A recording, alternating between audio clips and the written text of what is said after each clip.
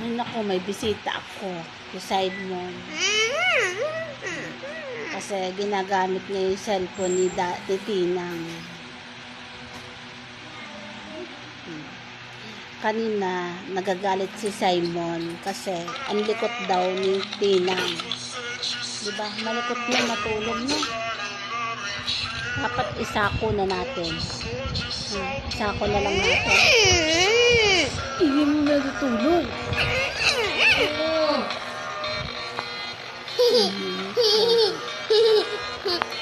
Oh, mga.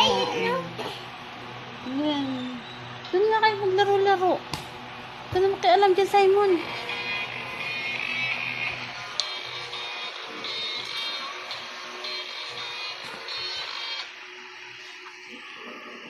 Uy, hindi naman matulog. Ayaw maging... Ang init-init kasi, hindi magsipagtulog. Ba't ba hindi ka natulog? Huwag kang maingay, matutulog. Ba't hindi ka natulog? Sa likod, Tinang. Diyan. Saksi. Ang kulit nito eh.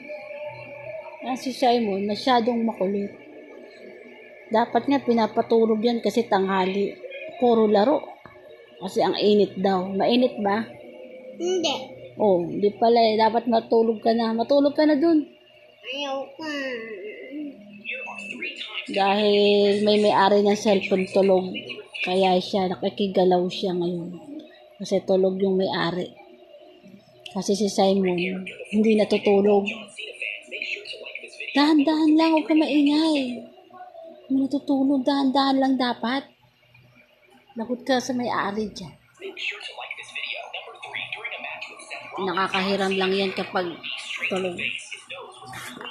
To the side of his cheek, but Cena refused to stop the match, locked in the STF, and actually won. Number 2, during Undertaker's entrance at Elimination Chamber 2010, the pyrotechnics malfunctioned and shot a massive fireball directly into Para his maganda face. He yung suffered nose. severe second-degree burns, but never broke character. He Para just went maganda to the yung ring and nose ni poured Simon water on kasi himself to stop the pain. Number 1, papataas when daw Cody niya Rhodes yung took off kanyang his jacket and Hell in a nose Cell, para the crowd papogi went daw silent. siya. His chest was Kung hanggang dark dito purple yung from a nose legitimately na torn niya, apples, hanggang but dito he na. fought through the agonizing pain Diba, and gusto somehow niya won the hanggang match. doon. Here are Ang 3 ganyan times kanila, nasa iba na.